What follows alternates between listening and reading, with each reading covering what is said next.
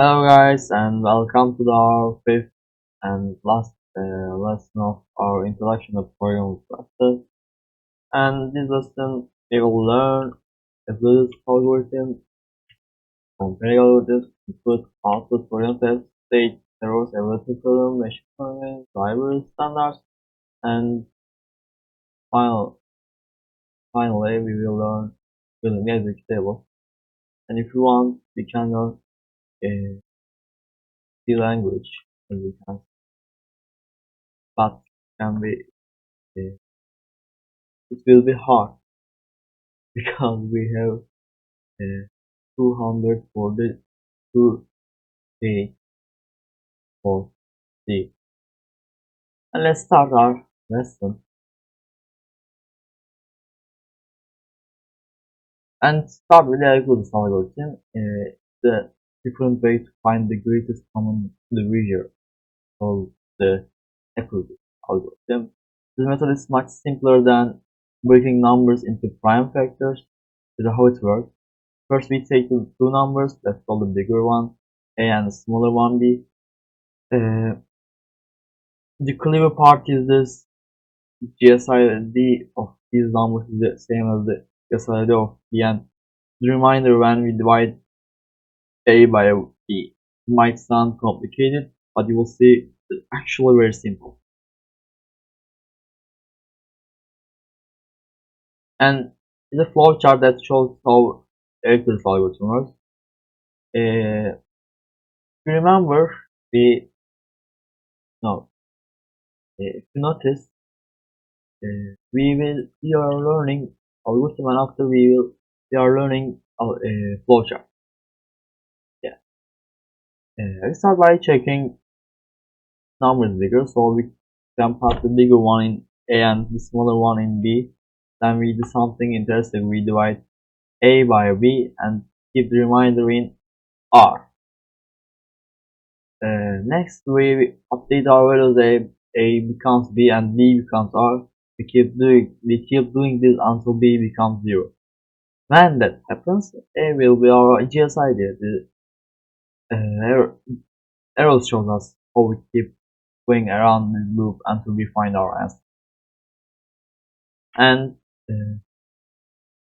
how this algorithm works with the real numbers, we will use the same numbers from before, 2702 and 945. Look at the table. In this first row, we divide 9702 by 945 and get remainder 252. Then we divide 945 by 252 and get remainder 189.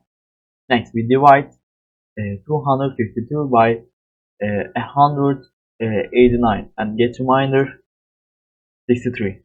Finally, when we divide 189 by 63, we get remainder 0. So we stop. Our GSID is 63. Same answer we got with prime factor, but much faster. And comparing algorithms, two methods for finding GSID. The first algorithm is the prime factors. Has some problems. Very hard to break big numbers into prime factors. However, it might be easier to use when we need to find the GSID of more than two numbers. Second method, Euclid's algorithm, has two big advantages: very fast and it's very easy to write as a program. This shows us that sometimes simpler solution is actually the better one.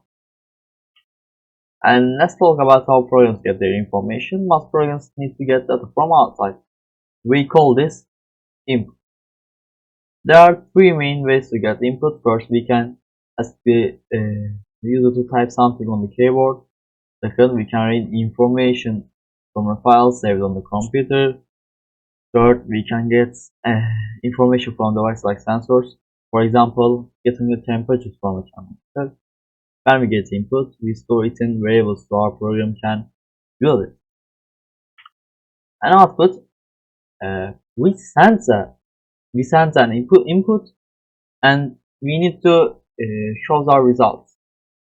And after program process data, it needs to show results. We call this output. There are different ways to show output. We can show it on the computer screen. We can show it on the computer screen for the user to read. We can save it in a file or send it to a printer. Or we can send commands to control center, like adjusting a gas valve. Programs also need programs also need to show the error message when something goes wrong. These usually go to a special error output, so they are easy to notice. There are two main types of computer programs. First, we have console or command line programs, or CLI. These are text-based programs that work in three simple steps. They read input, process the data, and show output. Second, we have graphical programs, which work different. These programs first create windows and buttons that user can go the UI.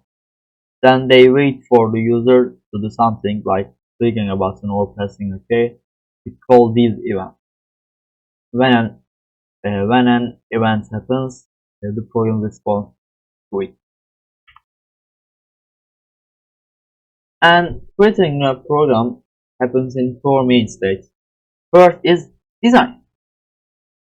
Write something, draw something. So when we plan everything on paper, choose what program language to use, and figure out how the program should work. A second is like the code. This is when we actually write the program using a text editor or code editor. We just do the coding section. The third is testing, the important one, which I give the program works correctly by trying different scenarios. The PSI, please work work by trying different scenarios. Oh, very important. If you work with scenarios, you can do better.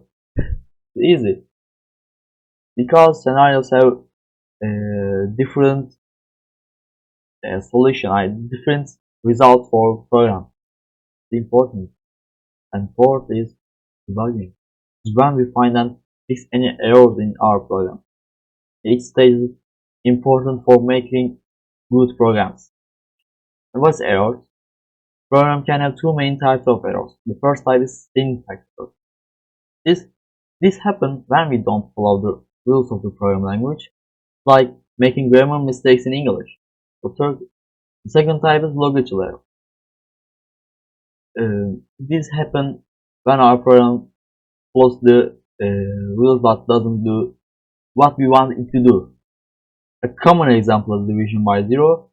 The program might be written correctly, but it tries to do something that's mathematically possible, but mathematically impossible.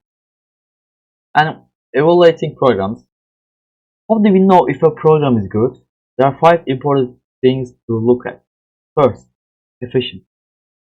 How fast does it run and how much computer power does it need? And you made an example. You made a website and you are checking the status. It uses very much RAM. Not good. You can decrease it. Second, portability. Can we run it on different computers without making big changes? We can run it on Linux, or we can run it on web, or simulation, or VR. Evaluation program step. Third, understandability. Can other people, you in the future, understand how your code works? That complex code or simple or maintenance. How easy is it will add new features. We can should it can should add some new features on this program. It's important. Strict robustness. Can the program handle mistakes that user might make? A good program should do well in all these areas. And machine code. Computers can directly understand the code we write. They only understand machine code. Different computers and operating systems use different machine code. The explanation of operating system. It will be too hard for programs to write directly in machine code, so instead we write our programs in a higher level language that's easy for humans to understand. Then we use special tools to convert our code into machine code that computer can understand. And conversation with the computer. There are two ways to convert our code into machine code. The first way is interpretation. The computer reads and converts our code one line at a time, running each line before moving to the next. It finds an error. It stops at the first one. Second way is compilation. The computer reads all our code at once, converts all the machine code, and creates an executable file. If there are errors, it shows all of them. Compiled programs usually run faster because the conversion is done just once. And libraries.